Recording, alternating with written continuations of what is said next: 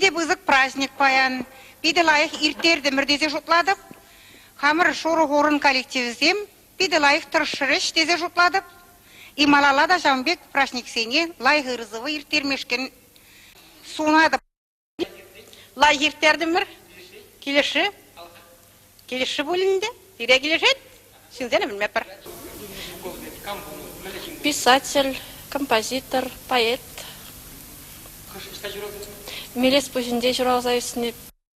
Эбір баян хигун, Буколов ерлігін тұғырбын білік шул тұлдарыны ятпа уя вертердімір. Сау уявра, эбір пітікіна концерт кадар сабадымыр. Хамыршын был лайф пиктуинде, зрительзене килешни был килешмене, он же не бакалаймасты меня она. Ну, мелес пөзінде де, оның юбилейне кайза келдемір бұнза кірмішна ябірде. Биде лайы келтіревін онда да, анада хызен ялезем, биде чаплашы екенне. Сумазы бассына, оның жүзене, оның юрлезене, юрларымыр, жүзен нумай самаққалар сізем. Биде де сау уявра, оның юрлезене юрлатардыз. Онда юрлаза, ебір савынза, уявдуса келдемір, пызык уявра бұлза келдем. Петрова Валентина Терентьевна. Филипп Николаевича бедеректе лайық біледі, пендеді ғыржа алатуаттымы шул. Бірін күнді пүшпілікри клуб рашлері. Алатуаттымы шул, біре шанастывада семинарда, куть прашет работниксен өмінде, ике семинарда Константин Васильевич Иванов ширна поэман нарспен, шағын арине сімсім варман врентіре, ике семинарда, анайы бір више саспа врендімір. Вот шағын жүне ұлқалары, халхипеге хастуап, нумай жол істесінде. Ебір халінде шақ арине, хамширна арине, више саспа врене пірдері. Если шақна ебір хал тұрша врезесін, тударжен Галия Бану юринден кем бөлме, если илтермеде бұл тарапар, еші лайық врензесіндері шақна дезе. Вот шауна ебі лайық астывап. Ондан шау жолақ ебір күнда клубын пырлажы бұрчы, отдел культурын пырлажы бұрчы, шау алыдуаттым шулла. Шаунда уды жылмағарымыр, волдавы бірін бәлем бөте. Үнжіненде ол алы сенденердіне. Шаун дүне биде тұрша шілері қайне баны ол лажабалан шау шулна уда түрлмендері туртардынды. Хай шайармада юрадачы, шын үтезем шуттуттунине де юрадачы, ол биде мен үрігімілачы. Иван засында хайын Иван нене де білдермері, в общем, лайшын, осылышынчы. Петрова Феня Андреевна это. Колышнен, конечно, evde kalasın. Birleştirmer, evi техничку uzatlarım. Ayaldı grupra. Uysanı verme birle. Mesela bek тоже примеры, пуштарачен дел, концерт falan gayet. Laşa falan 90 saat ne diyatış. Kam gana yıldırtın yetme buldarat. Yıldırtın ne gayet şiracız hem de vrennitin. Arjunacız hem de yıldır begaytış. Улганашный хастарлы buldu. Вежливый жена прошат туда будет всегда. Ситменишься, не все-таки манадану май был сказать, я великермен мухатра. Я бы пилеттен де тут маужатись. Красим бананда, куня вана литр красим житместе. Савен бине мана чилайгана булушатся. Канака парастугандыгы, шумударак пулигандыгы времени, сонда штебрine, пилартны булигандыне. Пилетисененде мындуатчы сегетпе барзасын. Она видела их, когда был вежливый мужик был. Да. Устарачы хайвын паянизи шо тударьонде кырганда бір пірі. Тезем Милизаветтің анашын директорсенде. Биде бұзық. Мен Иран хайыр руководитель Валентина Сындырна. Тоже биде старачынне Богат бире, ердет, брендет. Я бір шағын хаттырбе жүріп.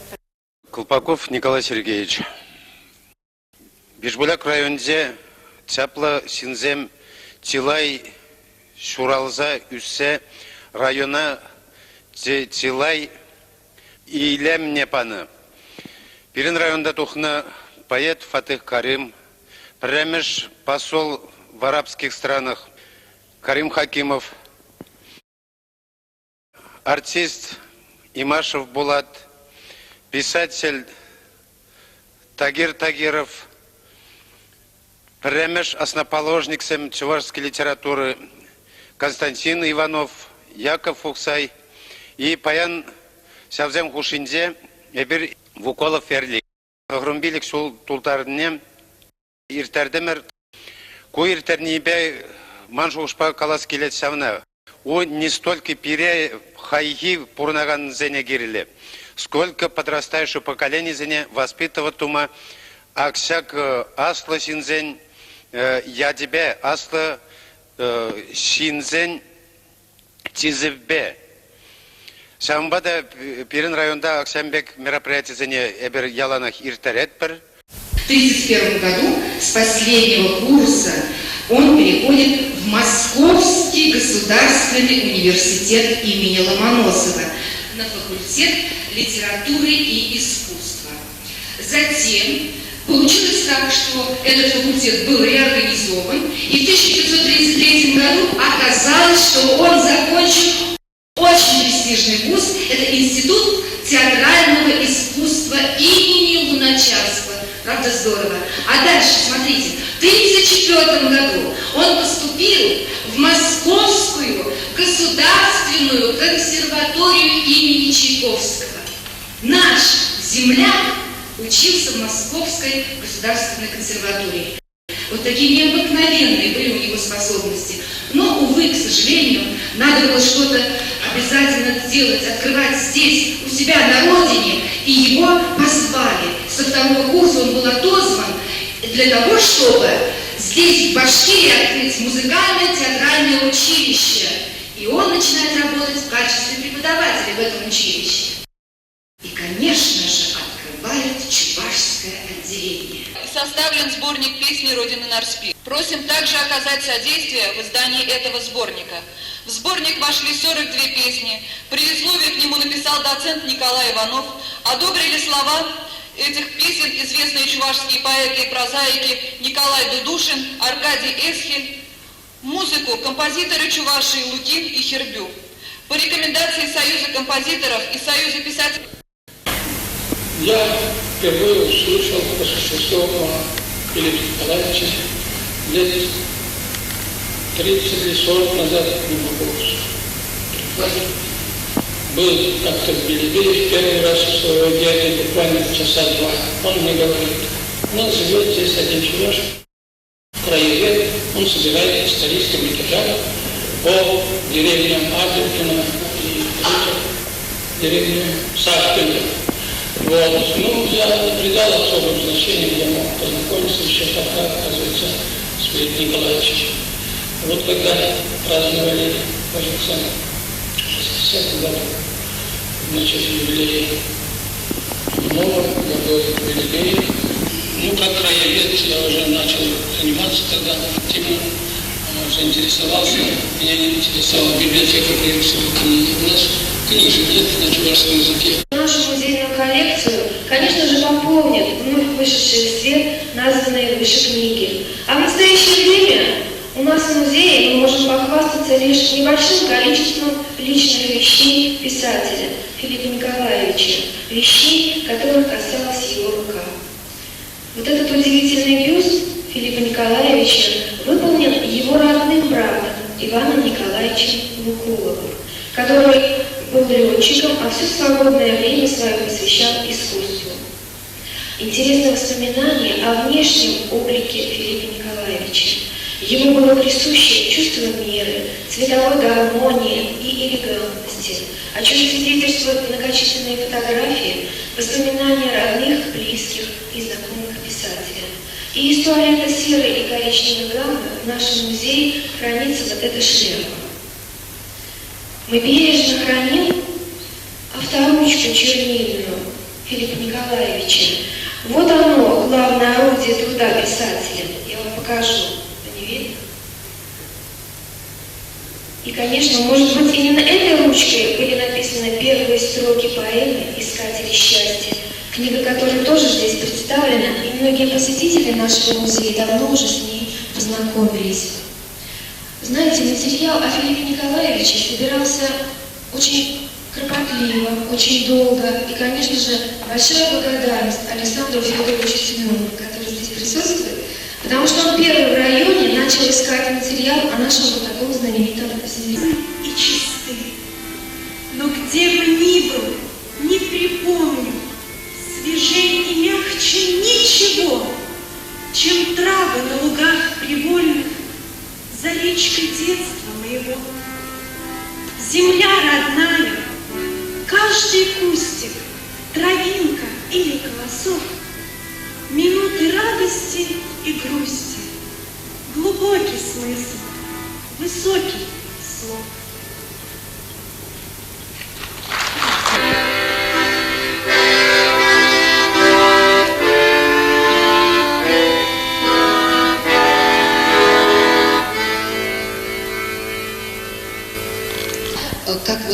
Как поэта, как музыканта, как песника, как вот собирателя фольклорной музыки.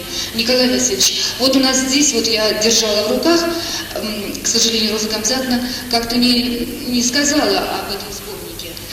Сборник, значит, Нарспи, Сержиман Юрзем, то есть песни Родины Нарспи. Я знаю о том, что вот именно конкретно в этом рукописном, так сказать, вот материале почерком Николая Васильевича записаны все те ноты, которые он производил, обработку тех песен, которые собирал Филипп Николаевич. Так это? Так. И даже я когда говорила, ну играйте, пожалуйста, он не заглядывал даже в этот сборник, он просто начинал играть. Вот это самое главное свидетельство того, что действительно он автор этих прекрасных вот разработок, которые вместе, они, теперь уже можно сказать, вместе они собрали вот в этот рукописный сборник. Николай Васильевич, вы нам сыграете что-нибудь из этого сборника, да, сегодня? Я сыграю только арию Нарспи. Прекрасно. Это ария я обрабатывал для Слабаша.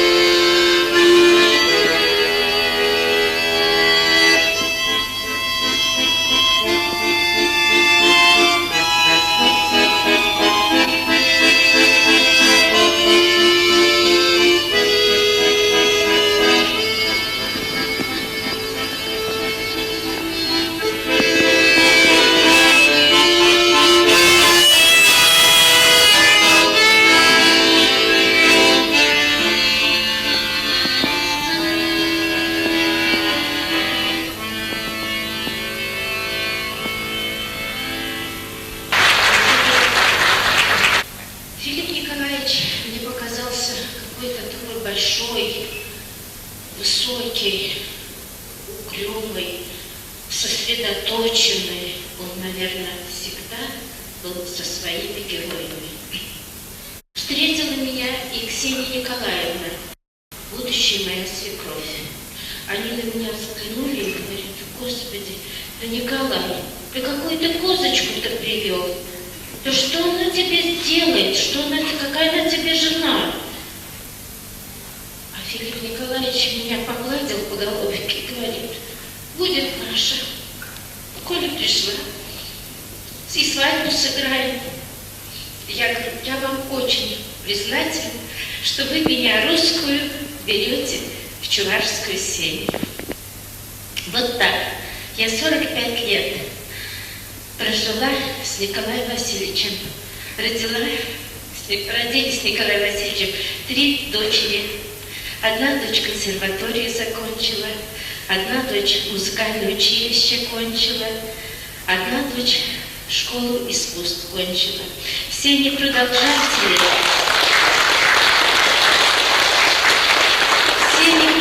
Продолжатели-музыканты – это Николая Вукулова, который, бывший Селиванов,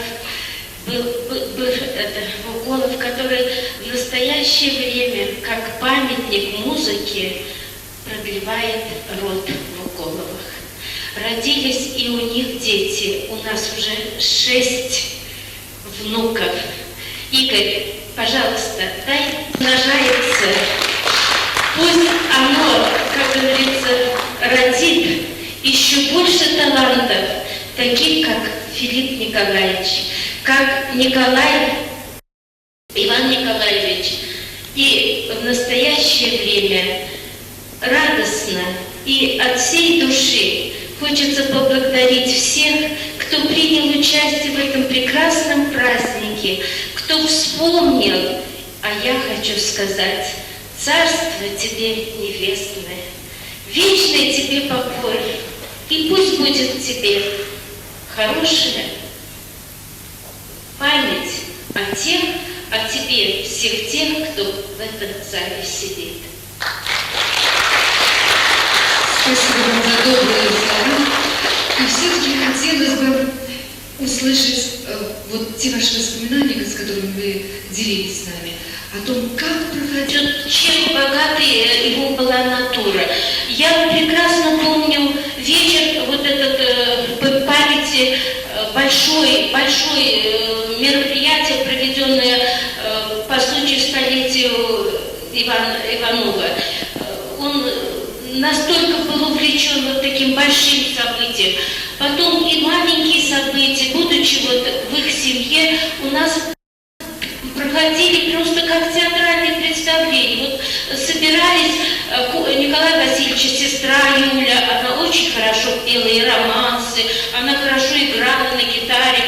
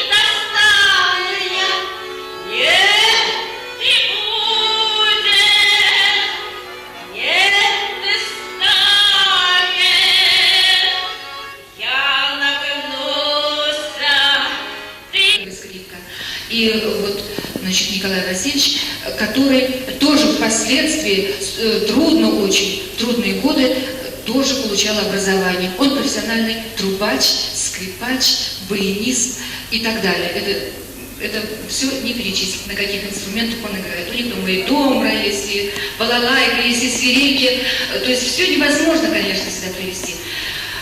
И вот прежде чем я задам вопрос и попрошу исполнить песню, тоже стараются как-то изучить это все и нести, насколько это возможно, чтобы это было доступно и звучало для всех. Вот и сегодня мы хотим, чтобы вы тоже послушали те песни, которые приготовили наши солистки. Я приглашаю на сцену Людмилу Романову. Она исполнит песню «Поднимется луна в наряде», песню, которая вошла в сборник.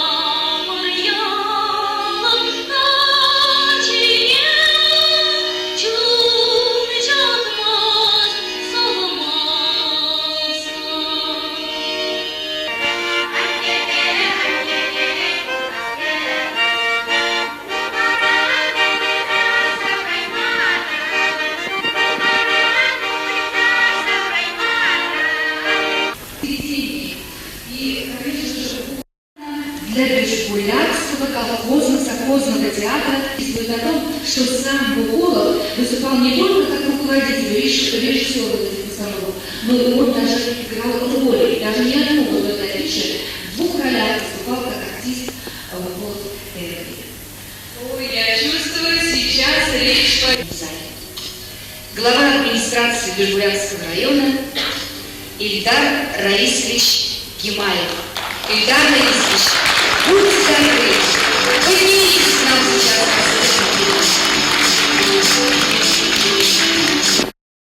Районного совета. Скажите, пожалуйста, быть в Бежбуляке профессиональному чувашскому театру или не быть? Чисто такой театральный вопрос, да? Быть или не быть? Риторический вопрос, но надо на него ответить сегодня. Спасибо за предоставленную возможность высказаться о сегодняшнем таком вечере. Действительно, президиум Бежбулякского районного совета буквально недавно принял решение о создании Бежбулякского чувашского театра. Я думаю, что в этом решении будет положено начало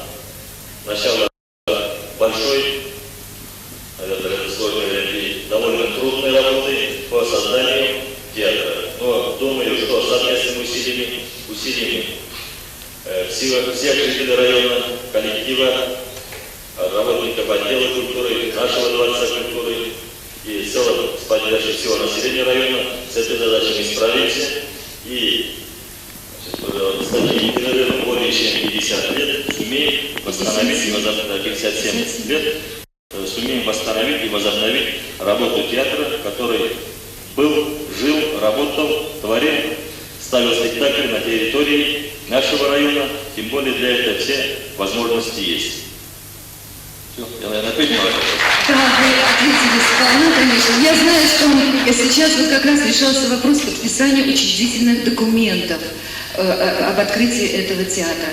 Потому что уже есть люди, уже мы ждем, когда нам скажут «да», и мы начинаем уже вот работать над первой постановкой, о которой я и говорила, о той мечте, о которой я говорила, первой постановке музыкальной комедии «Нарспи».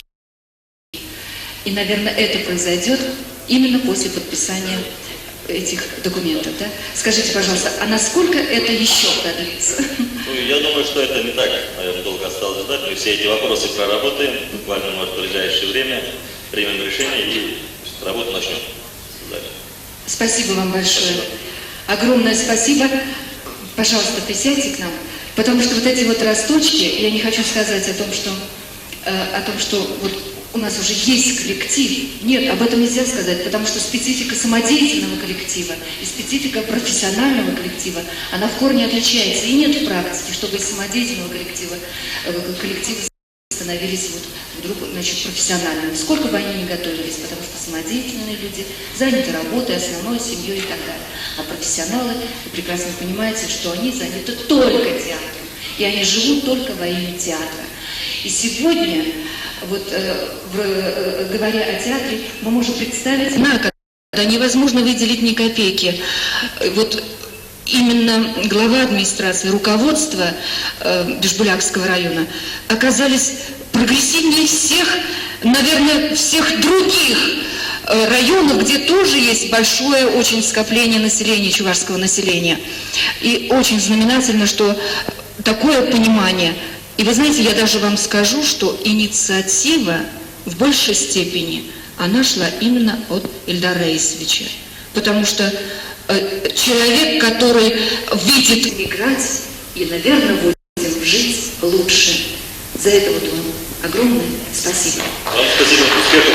Спасибо большое. Ильдар Раисович, в память о нашем вечере нам тоже хочется вручить вам вот этот вот юбилейный выпуск газеты, в котором вы ознакомитесь более подробно, значит, о творчестве Вуколова.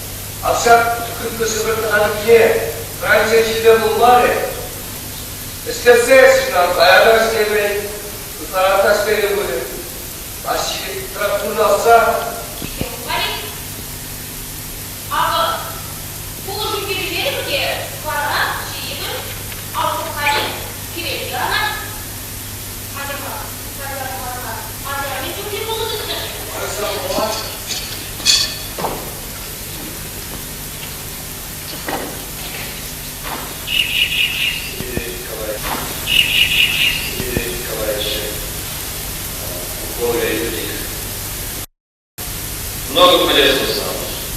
Работники нашей районной центральной библиотеки, работники районной дворца культуры, многое сделали для того, чтобы провести прекрасно нашу встречу. Я должен сказать, что, наверное, все-таки этот пишу удался не без помощи администрации, не без поддержки. Наше общество Чувашского района, было создано совсем недавно, весной этого года. Избрали мы президиум из 11 человек. И я должен сказать, что администрация района и все его главы Ильдара Раисовича оказывают и оказывают всегда поддержку в решении многих вопросов.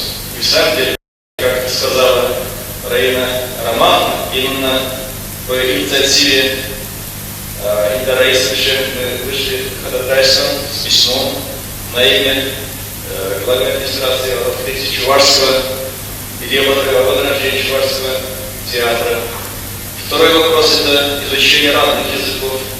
В самом деле, до 1997 года мы не изучали чувашские разные языки, в том числе, значит, и чувашский. Вот с 1977 года, с сентября месяца, мы в средней школьном районе изучаем и башкирский, и чувашский, и татарский языки. В нашей школе обучается 915 учащихся, из них 398 это чувашские дети. Учащиеся вторых, третьих, четвертых, пятых, шестых классов изучают чувашский язык. Это примерно 126 человек. Но я должен что сказать? Почему-то наши чувашские дети в какой-то степени опустили. Они практически многие не знают чувашский язык.